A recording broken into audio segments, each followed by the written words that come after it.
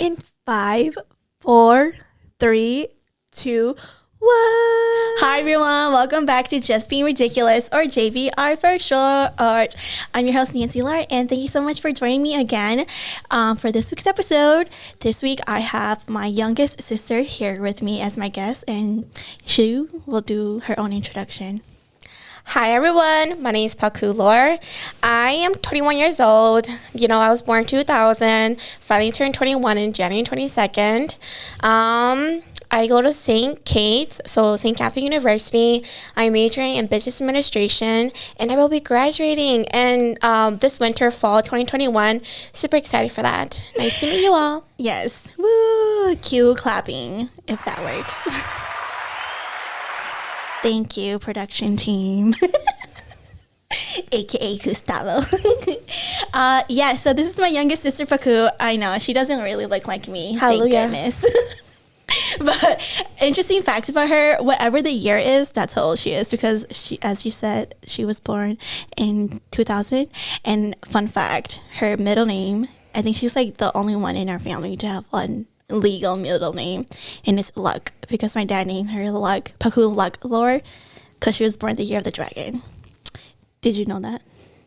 Well, I know my middle name is Luck, but I didn't know I was the only one that had a middle name in the family. Yeah. That's how special I am, everyone. Special. So your middle name is Luck in English, or is it Luck or in Hmong? No, it's Luck in English. Oh, I didn't know that. Yeah. So anybody who was born the year of the dragon, y'all extra special, apparently. Hey, thank goodness mom and dad didn't name me my middle name Dragon. I know someone whose middle name is Dragon.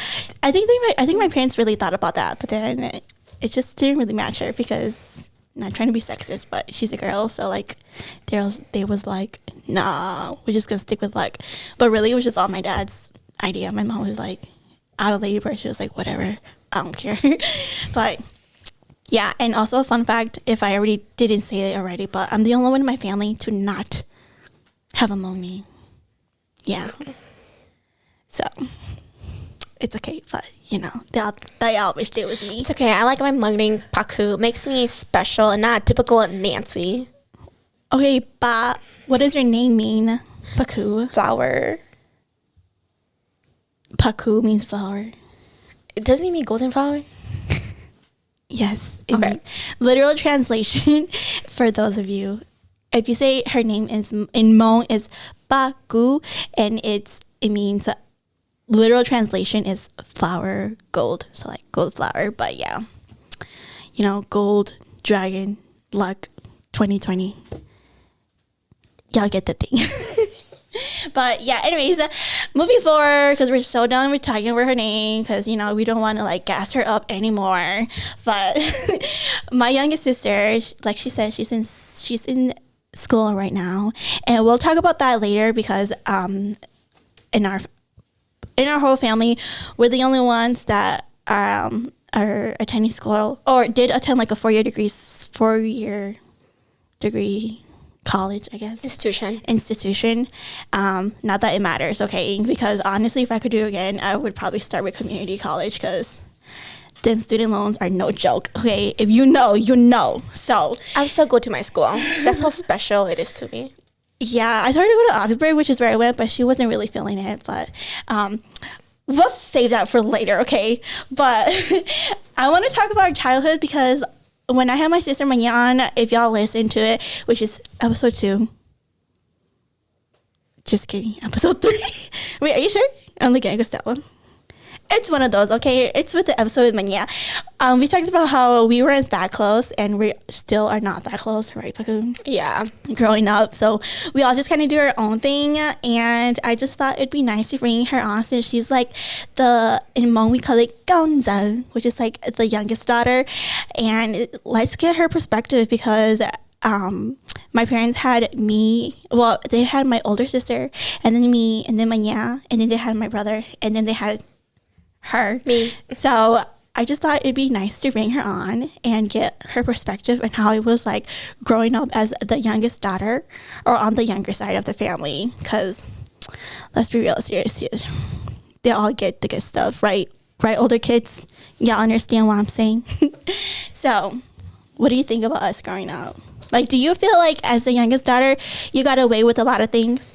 Oh yeah, I got a lot of a lot of shit. This girl, y'all, okay, she is literally wild. The laziest one out of us, okay? Like, I'm just gonna say it. I mean, lazy like with cooking, because I didn't really help with cooking. And now she don't know how to cook for. Yeah, I'm in the process. But like, that was it. You know, like I did other stuff. What'd you do? I cleaned all the time. What'd you clean? You already know, but you know, let me tell you, I cleaned the living room. I was always sweeping, mopping, and like, what is it called again? What? Vacuuming? Yeah. Clearly she don't clean for crap because she don't even know what that is. Hey, I didn't remember it. But I did that.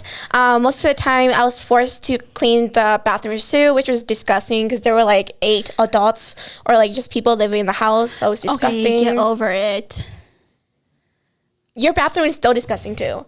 My bathroom is not even that disgusting. Yeah, it is. Okay, there's hair everywhere. There's hair everywhere in every single bathroom. Yes, even in your own house. Okay. There's extra hair in her place. No, it's not. Okay, only because I have a dog, but unfortunately Lucky is no longer with us. He's still alive, okay? I just want to say that, okay? He's still alive, but we had him sent down to Gustavo's parents to be with Gustavo's parents so that he could have a better quality of life. But yeah, moving on. Anyways, first off, the bathrooms, yes, they're disgusting. Nobody wants to clean them, but you just have to suck it up, okay? And Baku, every time she clean, dude, this would be her. Oh my freaking goodness. Oh my God. Oh my goodness. I hate you guys. Like, you can never clean. You can never do this and that. Hey. You know, younger siblings, you can relate with me with that, okay? And just people in general, okay? It wasn't just me, okay? Okay, whatever. Don't act like you never did that yourself. Okay. Yeah, but then you know what? I grew up. In the end, I still did it. Did I not? Period. Moving on. You still did it, but didn't mean you did a good job. I did do a good job. That's why you were still able to use it. It may be good to your standards, but it's not good to my standards. So, well, your bathroom right now That's is not the up tea. to my standards. dude, don't make me expose you. You live by yourself in a dorm, and your clothes are everywhere. My clothes is not everywhere. Yeah, it is. Dude. One of these days when I start my own YouTube channel, my personal YouTube channel, I'll do a vlog and I'll vlog our apartment for you guys. My apartment is usually clean, but it's only monthly when I wash all my clothes that I didn't wash in the past month. And then it takes me about like a week to clean them up because I'm too lazy to do it. But otherwise, most of the time it's very clean. I just don't vacuum sometimes. Do you even have a vacuum? Yeah, I do have a vacuum.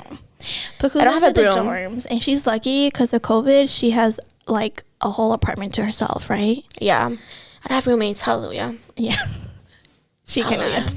But anyways, okay. Also, what else do you think growing up as the youngest daughter you got away with other than cleaning stuff? Well, I feel like, Do you think you got whatever you want? yeah, I was going to say, like, most of the time, like, we went shopping and stuff. I got a lot of, like, the stuff that I wanted. There was, like, this one time, remember, like, just going shopping with mom, and I kept picking a lot of shit out, and then mom was like, put that stuff back. And I was like, what do you mean? And then, like, I still put it back. But, yeah, I did, you know, as, like, the youngest daughter, I got away with a lot of stuff. Do you feel like you had any pressure being on the youngest, on the younger side? But who is the second to the youngest? So, I don't think so. I think the pressure that I only got was to do well in school, which is like, you're supposed to do well in school either way, so you learn and you don't become, you know, not being stupid, or just like you don't know stuff. There's a difference. Okay, education is just not the only place where you can get like going to school is not the only place for education. But anyways, I'm talking about elementary to high school. Yeah, for sure. Oh, talking about like our school. Did you like our schools? Like, do you feel like in high school you had a rough time? Oh my god, I hated. I didn't like that school, but I mostly because hated high school. I didn't like the school or the people in there. Period. Let's just leave it at that. She said she not speaking anymore on that. That's it. Okay, so growing up with us, Paku and I used to share a twin bed together. Do you remember? when we first moved to the house. I thought it was the bunk bed only. No. We slept together? Yeah. Ew. Because y'all crying ass. Oh, yeah. I had a lot of nightmares as a kid. I know, because when we moved to our current house, like my parents' current house right now, I think I was like, I want to say like 12 years old. And then Baku was like You're 27, 22, 5. Yeah. So 7. Yeah, so she was like Smart one. 7. And she did not want to sleep by herself. So Baku and I, we had to share a twin size bed, and we shared a twin size bed for like a good until we got the bunk beds for my cousins. Yeah, so we got bunk beds for my cousins because they were moving, and then so Baku and I shared a twin bed, right? And then Manya shared her own twin bed, and she still fell off her twin bed. Does she? Yeah, you don't remember? Manya would fall off her twin bed, and me and Baku, we would both be sharing the freaking twin bed, right? So we'd be like, fine, but that speaks of Manya herself. I don't remember us sleeping together. Yeah, we did. I only remember the bunk bed. We did. Actually, wait, let me double check. Yeah, we did, because then when we got the bunk beds, and then we got upgraded to full size beds because we got rid of the twin beds. Remember? I guess. This is what happens with the younger siblings. They don't remember anything because they never get whooped, unlike the older siblings.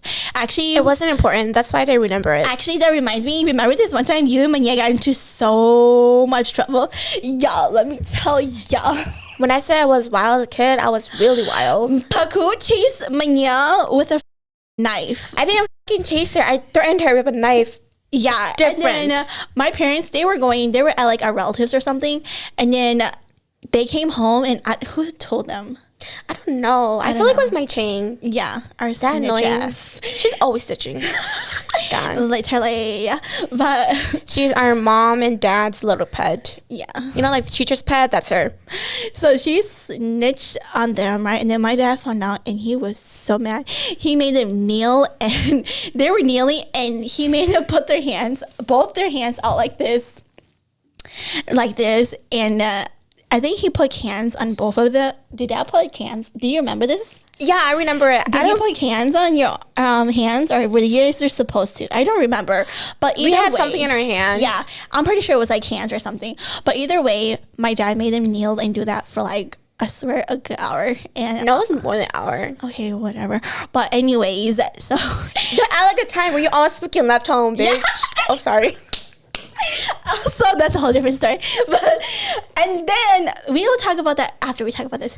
Anyways, so then every time either of them would lower their arms, my dad would have like a clothes hanger, and he would like whip their underarms, and they would have to like go back up, and Yeah. the tears were coming down. It taught me a very What did it teach you? valuable lesson, you know, not to threaten people with knives and to be civilized and talk Period. with people. So yeah, that was my wild Yeah. days. And then talking about how I almost got kicked out of the house, y'all. Let me tell y'all. It was serious. I mean, like, Yeah, I mean- we almost left the house too because our dad was like, "Get out, get out now, And then- don't ever come back." Dude, And then my our mom dad stopped. threatens us. Like, he'd All be the like, time. go pack your bags. I'm going to send you off to somebody and drop you off at some stranger's house. And then he would be so serious about it. He would make us We pack would all our get bags. ready, and then like Yeah. before we step outside the door, he's like, "Come back inside." Yeah, like that's how. Okay, I'm not saying that I do not condone this type of, Oh yeah. behavior or anything like that, but y'all, just saying that I think those life lessons and tough, like crazy situations that really taught us and help us to be, Who we are today, which is like, a better version. yeah. But anyways, talking about when I almost got kicked out, it was because like I was talking on the phone with a boy. I know. Was it? Yeah, it was. I don't think they even know, but I was. I don't know the talking- reason. I just know that like dad was like yelling at you, and Yeah. then like he was like, "Get Because out," and then you got was- packed. I was on the phone because this time my parents, they went to one of our relatives' house because another relative had passed away. So they were like in Hmong, we call it Jama, and which means they were helping their relatives like fold joss paper and stuff like that. And then I was on the phone while they were gone because I didn't, and this is when we only had home phones, so we didn't even have cell phones or anything like that. And my parents were trying to call home to do something, but then because I kept because I was on the phone for so freaking long. It was like 3 hours, guys. So Who the hell were you talking to? I'm not gonna say, but anyways, this was like a really traumatic part, which I think this was like the catalyst for me to like change my whole vibe. Anyway, so this happened, right? So I was talking when the mom and dad came home, and my dad was so pissed, y'all. He was livid. He like smacked the heck out of me. He told me to go get my clothes ready, and the worst part, he made me call that boy's parent.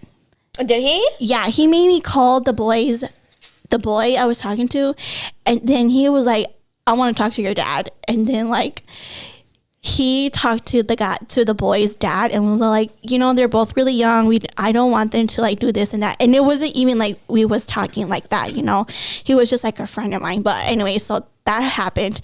I never talked to the guy again. And then once that happened, and I got beat the shit out of me, and then my dad almost kicked me out and stuff like that.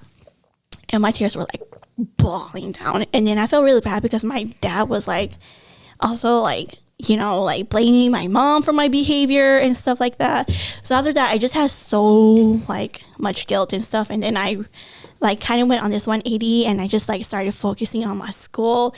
And like this happened in middle school, like right before high school, so when I was like 14 or something. And then in high school, I was just like focused on school and got like good grades and shit like that, and got to college. And then I was like dipped out from my house when I got accepted into college. But yeah, that was my story of like literally almost like being gone from my family forever. To be honest, I feel like all of us, like, we all had a good lesson from my father. Mm-hmm. Like, none of us was spared. I don't know, maybe Kaming was. Yeah, for sure, because he almost died, remember? Oh yeah, that was his lesson. So our youngest brother, Kaming, he almost died when he was like 6 years old. No, he's 4. No. 4. No way. 4. Really? I think so. Oh, anyways, he was really young. He was a toddler. He didn't go to school yet, right? No. Yeah, then he was like 4 or 5. Anyways, so for Kaming, sorry, he like my dad used to play soccer at these public housing areas, soccer area, and then there's one night my dad's like and his friends, they were playing soccer, but there was also like a big another like event happening. So there's a lot of cars going back and forth. Yeah, in the road. Like major cars, like the whole road and parking lot, it was packed. And then so let's say we're on this side of the street. Excuse me. So we were on this side of the street, and then I remember Mania and I were crossing the street. Yeah. So and then Kaming followed y'all. Yeah, so we were crossing the street. I didn't know he was following us.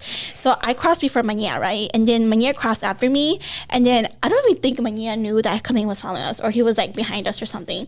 I don't think so. All of a sudden, Mania and I turned around, and I was like, Mania turned around first, and then she screamed Kaming's name, and then I screamed Kaming's name, and then he gets hit with the car at like freaking 5 or 6 years old. 4 or 5 years old. So he gets hit with a car, and then like we just like go crazy, right? So but thank goodness the car wasn't driving too fast. Yeah, it wasn't. It was going like I think 20 miles an hour, which is like no, it wasn't. It was. I feel like it was going slower. Yeah, 15 because there were so 20. many cars. Yeah, there was like and there's like a lot of kids. Yeah, in this area. And he was really nice because he just stopped. Like he stopped immediately, and then we ran into him. Yeah, we ran. So we ran to Kaming, and then I went to go get my mom. And then my mom was like talking to her friend, and then I was like, Mom, Kaming got hit by a car. And then like my mom goes batshit crazy. Okay, because my mom only has 2 sons. So yeah, so she go. And if you listen to my last episode with Pa, y'all know my mom had like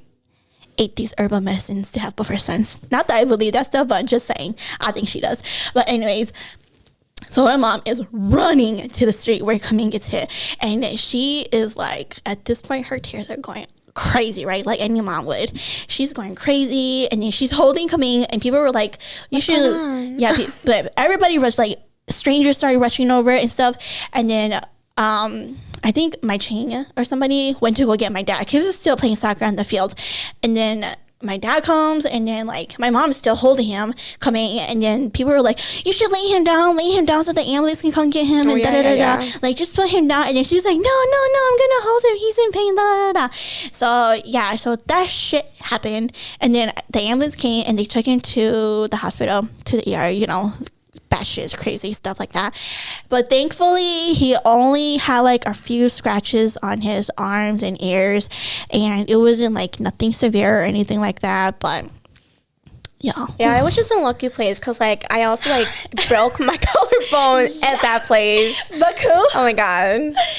That area is just not lucky for my family. I swear, it's like bad voodoo vibes over there. But Paku, this one time she was like riding her bike down the hill. Okay, let me tell you. You tell. You know, like we always went to this place. I hung out with the usual kids there. So like I was riding my bike down this hill. Like it wasn't even like a big hill now, but as a kid it was like pretty big. You've been on that hill before. Huh? Have you been on that hill before? Yeah, I've been on that hill before. But like this time I didn't have a brake. And there was like a girl in front of me, and the girl in front of me was going too slow. And because I didn't have a brake, I was like, you know, trying to like not hit her. So like as I got closer to the bottom of the hill, like I went on the grass to like lessen your fall or something? No, it was like to lessen like how fast I was going. Oh yeah. So I could like completely brake, but like that kind of backfired. So like as I was trying to like brake on the grass, like I don't know what the hell happened, but like I did like a little cartwheel circle thingy, and then like with the bike. No, like the. So like I fell off the bike, and the bike like fell into the ditch. Oh. And then I was like and then like my shoulder hit like the trunk, and I was like, oh my god, what the hell just happened? And then the other girl was like, oh my god, you okay? Are you okay? And then she was like trying to help me get up, and I was like crying because I was like, it hurts. I know it hurts. And then I'm gonna go tell my mama and my daddy. And then mom was like, oh, take it to your aunt. Let her massage it for you. Yeah. So one of our grandmas, it's actually a grandma. Oh, our grandma. But in our culture, we called her by aunt, but she's really old, so it's kind of like a grandma to us. But so my mom made me take Paku. I thought it was or was it both of you? Yeah, I think we both went to our grandma. Not like my grandma, but like, you know, just like a relative. Grandma. And because my mom was like, oh, just take it to grandma, rest in peace, because, you know, she passed away a few years ago, but rest in peace. And my mom, she started like massaging Paku's shoulder. Yeah, she started massaging me. I was like, and she's like, how does this feel? I was like, it's not getting any better. So Paku was like, it's not getting better, but I guess whatever. Like, thank you for helping me. Yeah. So then, and then we went home, and then I tried to go to sleep, but she couldn't. Yeah, and this is when we had the bunk bed. So I was like on the top of the bunk bed. I lay down. I was like crying, and I was like, it freaking hurts for like a good 10 minutes. Then I went down. I was like, Dad, like it really hurts, and like it was like turning purple and stuff right now. Yeah. Did I? Yeah. Remember you slept with mom and dad that night, because I think you came to sleep in your bunk bed first, but it was hurting too much. So you went to go sleep with mom and dad, and then in the middle of the night, you guys went to the hospital. Yeah, because I was like crying too much, and I couldn't fall asleep. So wait, you said it was turning purple or something? Yeah, I think it was like I think there was like starting to become a bruise now. Yeah, because like I broke like my collarbone like right here. And so that's when she found out. She done f***ed up. Yeah, I like when I said I was a wild kid, I was really wild. So when they went to the hospital, they found out that her shoulder blade and your collarbone, right? Yeah, had broken, and Paku had to go into surgery and she had metal rods in her arms. Yeah, I saw the stitches right here. Yeah, but you probably won't be able to see it, so I won't show y'all. Yeah, but that was wild, and yeah. So Paku was, you know, and I think that also like gave her the ability to like get whatever she wants to, because she got her broken shoulder and everything. So yeah, I think when we were younger, like McDonald's used to be the shit. If y'all come from low income family like we do, y'all know.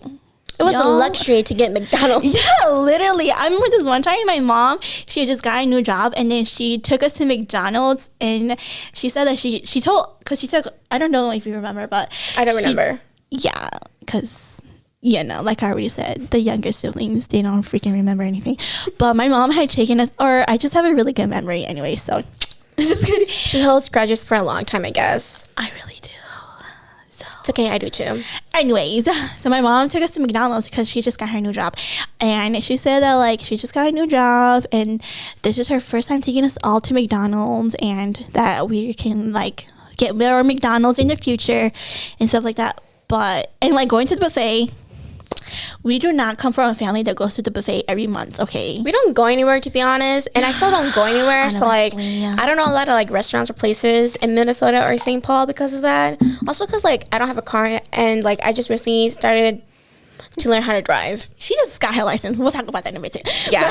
So, anyways, where was I? Oh, I already forgot. But You were at the McDonald's. Mom was like... Yeah, so my mom just got a new job, got McDonald's, and then, like, I just remember, like, that McDonald's was just such a luxury to us and Period. for my mom, because I understand, like, we grew up in public housing. If you live in the Twin Cities area and you've heard of, like, Mount Airy or the McDonald homes, like, public housing, like, we lived in the Mount Airy area. Did we? Yeah, we lived in Mount Airy. Oh.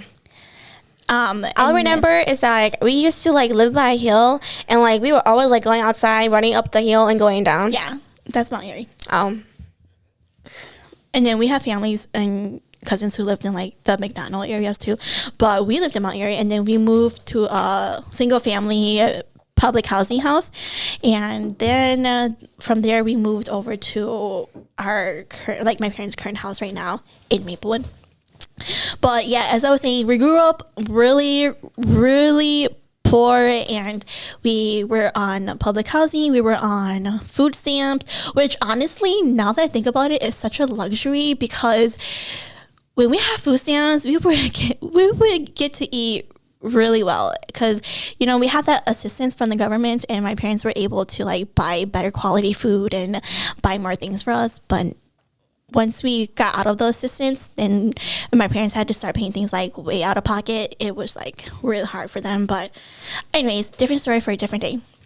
But yeah, so like I said, we just grew up really poor, and going to the buffet and going to McDonald's and stuff like that was always such a luxury for us. So whenever we would get to eat McDonald's, it would always be like, oh my god, like, it's a special occasion.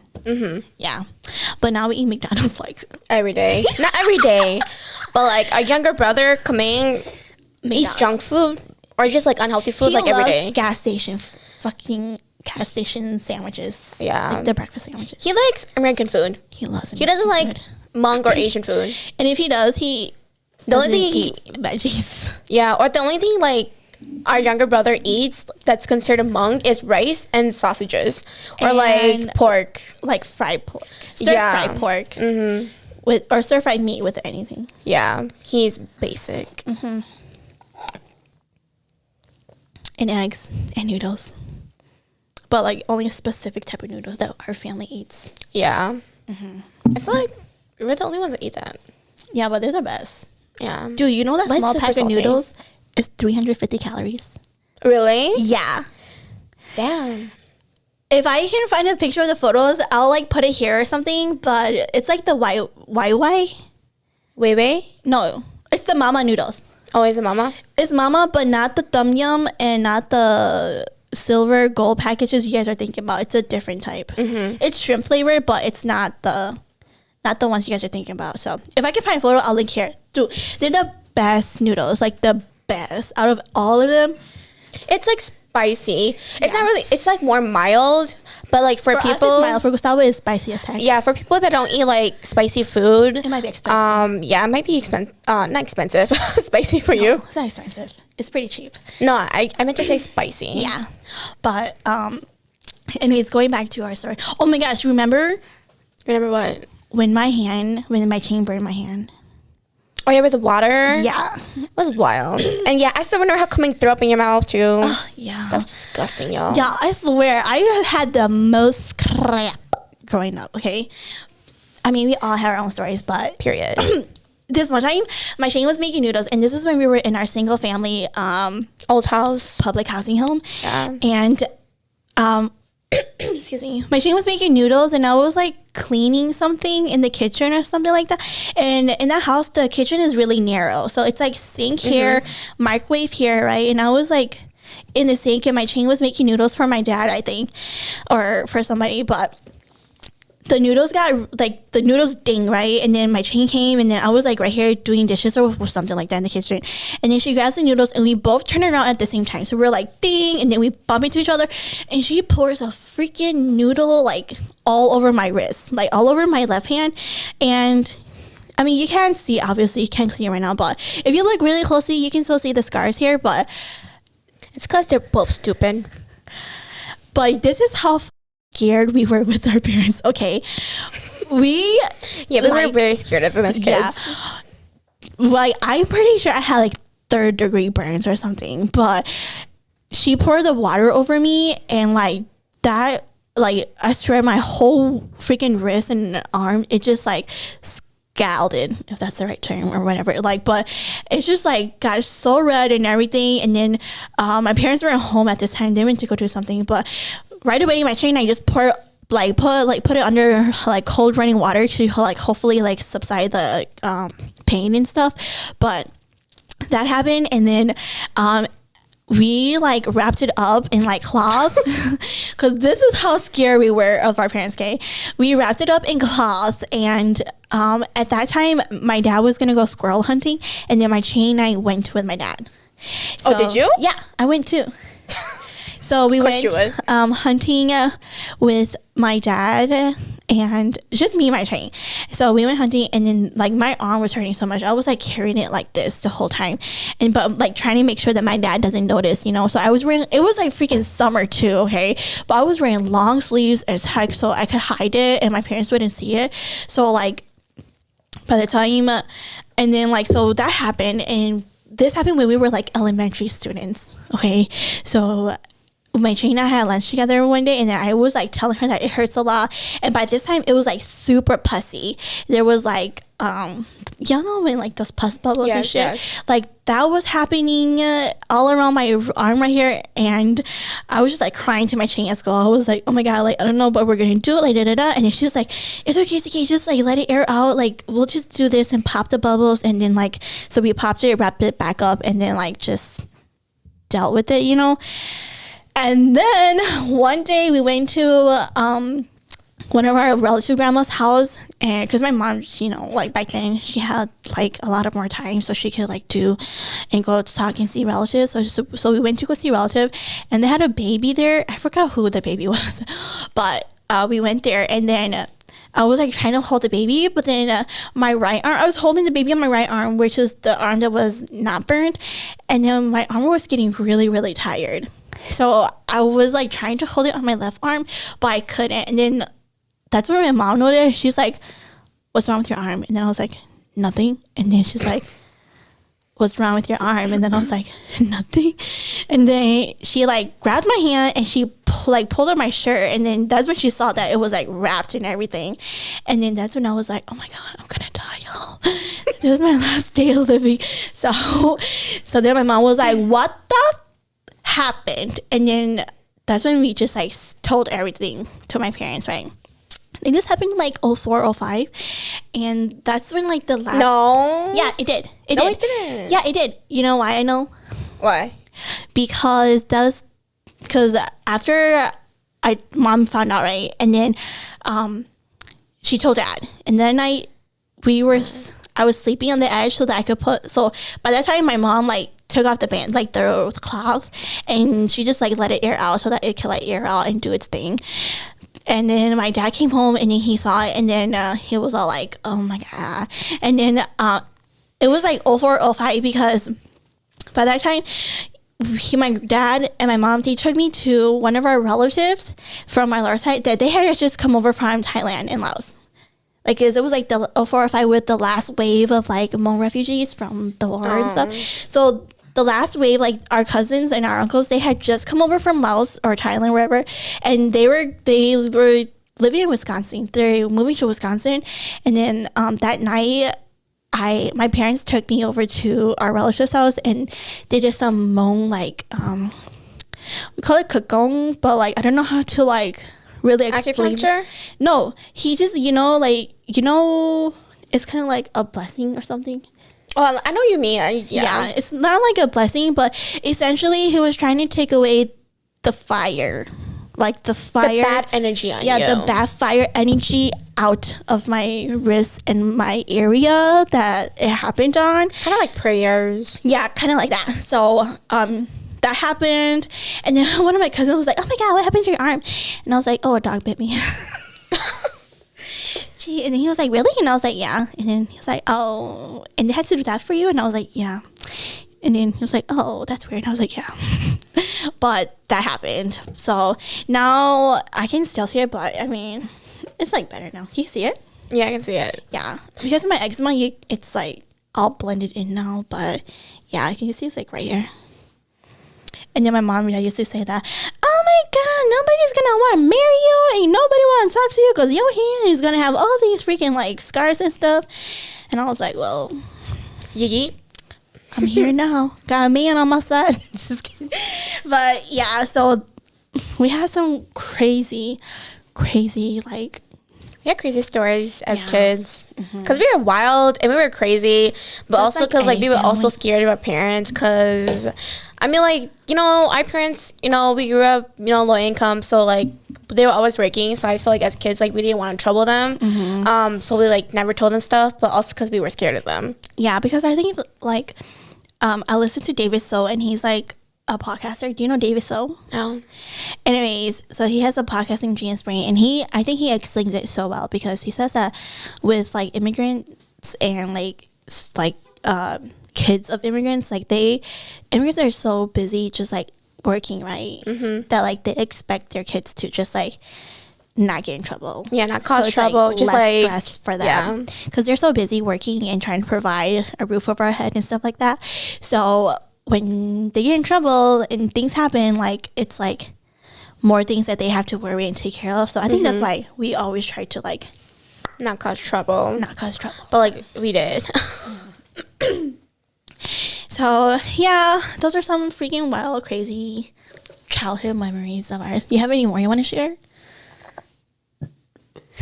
Excuse me, y'all. No. I mean, there's one of our cousins with a knife, but you know that's their story. Yeah, Um. we're not gonna say it. Yeah. And then that's it. Yeah. I mean, I still remember when my chin was doing a cartwheel in the freaking living room, and she broke the freaking mirror.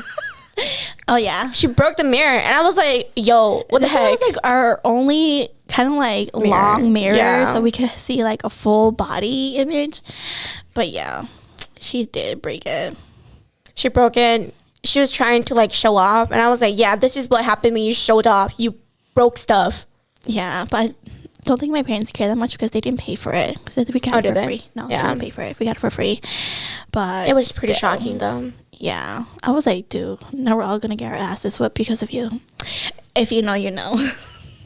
Y'all know. One kid gets in trouble, everybody gets in trouble We all get a lecture. all the time. Whenever someone did good, I'll get a lecture too. Yep. At the end of each like trimester for like school, we got a sitting down and talk to too. Yep. Yeah, every single time. Remember when Dad tried to teach us Hmong the right way? Yeah, one day. Yeah. One day. He had us all sit down. Literally like Sunday school for us, but to learn Hmong. He made us all sit down. We used to have like a whiteboard on the wall. He had like a little wooden stick. He'd be like, Yeah. so what does this say? We would all like try to repeat it. And then he like gave up pretty soon though. Yeah, because it was just hard It for was us not it. and hard for him too because my dad's patience is like this long, He has no patience. literally. But that happened. We tried to learn Hmong for like 2 hours, but And he gave up. He was like, just go. yeah, Go. it was really hard. Anybody who learns Hmong the right way with like all the vowels and consonants and like alphabets, I applaud you because I could never. You know, and my school, I have to pay money to learn by my own language. Don't you have to take a language test? No, I don't. Oh, that's not one of your school's requirements to have like a separate language. No, it depends on what Your program? bachelor you're going for. Oh, uh-huh. Yeah, but like, yeah, at St. Kate's, like, you can, like, there's like a Hmong class where, you know, you can learn how to A speak lot of Hmong. Oxford students take it. Yeah, and I'm just like, why would I pay that stuff when I have my own parents and, like, people would teach me? You really think? She really thought. I mean, like, I was never gonna ask them for help either way, because it's just too much work for me to like learn a language, and I have other stuff going on. So we'll see if that ever happens. I always say to myself, if I want to brush up with my Hmong, 1, listen to more Hmong songs. 2, read in Hmong. That's it. I feel like if you can read in Hmong, Dude, I can't read Hmong. y'all bad. Yeah. I can read a little bit of Hmong. I mean, it takes me a while, but I mean, like, I can like read the stuff like in songs, you know, that are said over. Yeah. Or just like basic ones, you know, like go, gu, lu, and like other kind of stuff too that I don't remember at the moment. But yeah. yeah, because Paku and Kaming's Hmong is like trash. Yeah, well, that's because like I don't speak a lot of Hmong now because like I'm not at home. You know, I'm never around people that speak Hmong, or even if It'd I'm be like that. Yeah. That's how I felt too when I went to college. Like when I came back home and grandma would talk to me, I'd be like, oh my God, I forgot all these words. I don't know what the heck to say. Yeah. And my pronunciation, enunciation, and my tone, because y'all know Hmong is like tonal. Oh my God, so bad. But I'm still there. I'm still good at it, I'd say. Yeah. Maybe one of these days I'll have mom and dad on, and then we have like a whole Hmong episode. Yeah. Like, you know, like sometimes like you want to like, when I want to cuss in Hmong, I can only say basic words because like I can't what speak. can you say? I'll translate. I won't say it. Say it. Why? Are you To going see to cut this your part Hmong out? is. No, I want to see how good your Hmong is. Oh. Sure? Sure. But Sis, be. stupid girl. Really? That's so basic. Like, stupid idiot. You're so annoying. Like, move along, like, run away. And like I feel other stuff, but like it's only at the moment. But like I only know like basic cuss words, and like I want to like when I want to talk in Hmong, and like when I want to talk in Hmong and like cuss in Hmong, like I can't like say it the way I want to say it because like I don't know the exact words to use. Shut up. I said, well, you're so annoying. You can't speak Hmong. Like, you're an idiot. Something like that. But yeah. Well, that's because you didn't speak a lot of Hmong. Yeah. But I was able to speak a lot of Hmong when I was growing up. But now, not so much because, you know, we don't really speak a lot of Hmong. Yeah. But you should learn your language. If you come from a background that... this is just my personal view, okay? Like, if you come from a background where you're able to learn a second language, like, if you're Asian, not Asian... and you can, and your family is like diverse and stuff. I don't know how to explain it, but yeah, if you get the opportunity to learn like your home language, you know, your native tongue, yeah, you should learn it if you're able to. I feel like a lot of adults, like, they regret that as they grow older. Like, I know when we're kids, we're kind of like, oh my God. I feel like for me and for Asians especially, I'm not trying to speak on behalf of all Asians, but, you know, like, just listening to other Asian podcasts, like, I kind of get the sense that we all feel this way, that when we're younger, you know, we're like, oh my God, like, why do we always have to speak our native tongue at home? Like, I always speak English outside of this house, da-da-da-da-da. But as we grow older, like, it's like, wow, I should have, like, paid more attention and learn and really take the time to appreciate more, because now I can't communicate with, like, an elder or something. So, yeah, that's just my 2 cents. You got anything to say on that or no? Well, like, for me, like, I think it's, like, important to learn your native tongue, too. I mean, like, to be honest, I don't feel very proud of the Hmong community because, you know, it's very sexist and, like, there's just not a lot of, like, good things about it. There's some things that I like about it, you know. Some things, you know. Most things aren't good, though. But, like, I think it's very important to learn about your native tongue and to, like, keep speaking it because, you know, that defines you and that makes you who you are. 100%. I'm debating if I should comment on that. Okay, speaking of that then, what makes you not proud of being Hmong? Well, it's just like in general, like you see like in a lot of Hmong videos or movies like on YouTube or just like movies you watch growing up, with your parents, you know, it's always like the woman who's cooking, cleaning, catering to the husband, while the husband is like, you know, the breadwinner of the family. Sometimes the husband is like beating up the wife, or like just like looking down on her, and it's just like frustrating because it's just like, it's society and the way you make it, you know, like women don't have to be like that, but they're like that because that's the only way they know how to be like that, because they watch their mom or like their aunts be like that, which makes it frustrating because, like, you know, like you don't have to like suffer, or like you don't have to like go through that, you know. It's like, I find it frustrating because like I see like my own like a few like Hmong friends from like high school, you know, they get married so young, and I'm like, yeah, get married, you're happy, you know, but at the same time, just like, oh my god, like you're only like 18 or 19, you got a kid already, you know. I'm like happy for you, but at the same time, like, damn.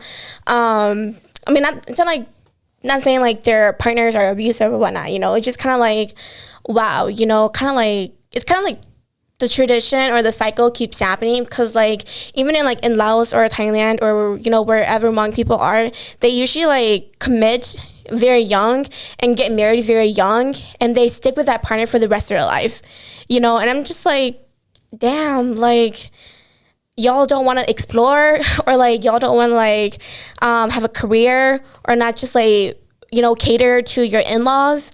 Oh yeah, especially like in Hmong or just Asian, it's not you marrying just the other person, it's like families coming together.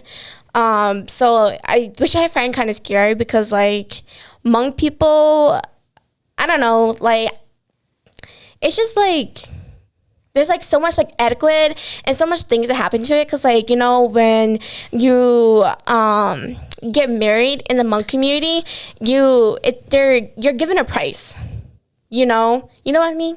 The bride price. Yeah, the bride price, you know. They price you and like, oh, is she still a virgin? Or, you know, did she go to college? How young is she? All that kind of stuff, you know. So like it's kind of still like messed up, and I think that's like what I don't like the most about like the Hmong community. But like what I like about the Hmong community is that, like, you know, we're very close together. I really like the history behind it, and like how we are here today, you know, what steps we've taken, how strong our ancestors are, and what else? There's something else. Oh yeah, I really also like the stories behind the designs on our Hmong clothes, and like what tribe each of us are. Those are things that I'm proud of, you know, the hard work that we put into making it who we are today, and so our descendants can be like, you know, okay or happy. Mm-hmm. Don't hate me. It's my opinion, you know. It's okay, you don't disagree, but don't hate me. Yeah. And I'm still learning too, you know. I think this is a great time to have a conversation, you know, and please, like, feel free to comment down below in the comment section, or if you want to remain anonymous, you can always like send an email or shoot a personal direct message to us via Facebook or Instagram. But I think you bring up some really great points, first off, because, you know, I think we've heard this all like many times, that our culture is very patriarchal, right? It's very like men-led, and it's always been like that. Women have always been in the back and supporting from the shadows, really. And yeah, so I won't deny that it's a very patriarchal society, and I feel like we have made some steps, but it's very small. Mm-hmm. And like Baku said, I'm learning as well, she's learning as well, and we're always open up for conversations regarding this. But this, like, I feel like it's always such a sensitive topic, especially when it comes to like the bride price, right, or the dowry, as people see, and like how you said, like, it's put on value use if you go on education and stuff like that. And that is really one way to see it as well. I think another way that many brides see it, and me as well, but is that, you know, bride price is not about like your husband, and it should not be like your husband coming to be like, I got you for 10K, okay? Like, I paid 10K for you. Like, no, you did not pay 10K for me, okay? Like, the bride price is really like something that his family, gives to your parents to say thank you so much for raising such a wonderful daughter and like someone that I can see the rest of my life with, you know. This is like a small amount to like the amount of hard work and effort you put into raising this daughter of yours, and the like values and characteristics and stuff such and such that you've instilled in her. Like this 10K is like nothing compared to what you've raised her, you know, with and gone through with her through her life, and will continue to be there for her. So yeah, as I said, like our culture is very like patriarchal. Like there's so much growing to do, and I feel like this is such a great conversation to have. I would love to like talk about this in like a whole separate episode as well, like with more people, because there's just so many like sides and not opinions but like perspectives that I think we should all hear, you know, because nowadays, like, let's be real serious here. We see so many more Hmong sisters in higher education than we do with our Hmong brothers. But yet at the end of the day, when we go home, we're still a daughter, right? Still a daughter. Like, our brothers are still first. They're more special. They're more important. Better in our parents' eyes. So, yeah. I mean, that's if you do have brothers. Like, if you come from an all-girls family, like, power to you. Women empowerment. Yeah, and I'm not saying that like boys are all to blame here, but I do say that like with this, like it's like a generational thing, you know, like it's a cycle. We only do what we see and know, and that's what our families know, you know. And I feel like from the past, we used to get married young and have a lot of family, like have a lot of kids, because in the old days, like they would have to go to the farm, right? Yep. Go to the farm and like... You need hands for that. Yeah, exactly. So you have to get married young so you can start that early and like have your own life and stuff like that. But I can't speak on behalf of other people who may still live that life. But for me personally, like from what I see in people in like the States, and just like I said, just from my perspective, okay, I cannot speak on behalf of you and Paku or anybody else, but I can see that like that's changing, and that like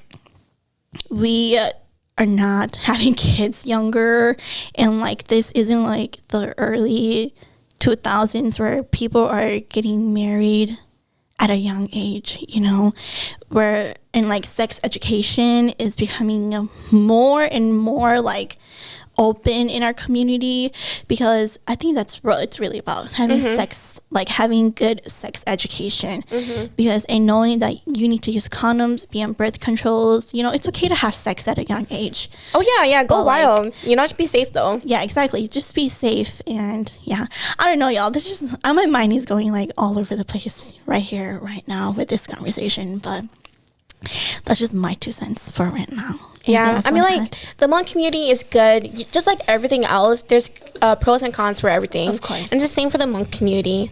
Something else I would like just like mention is like not a lot of people, not a lot of Hmong. Now, in the Hmong community, mental health isn't really a thing. I think nowadays it's becoming more transparent. People are noticing more, but like there's more conversations on it. Yeah, there's more conversations on it, but like even right now, it's still very little. And you know, for people that are starting these conversations, I'm very thankful, and I appreciate it very much, because it is a conversation that is very needed in our community. Yeah, and mental health is very serious, as I said. Self-care. Yeah, self-care is really important, and you should always love yourself first. Period. BTS, love yourself. But yeah, J-Hope, you're my hope. Just kidding. I purple you. But yeah, so please take care of yourself first before you take care of others.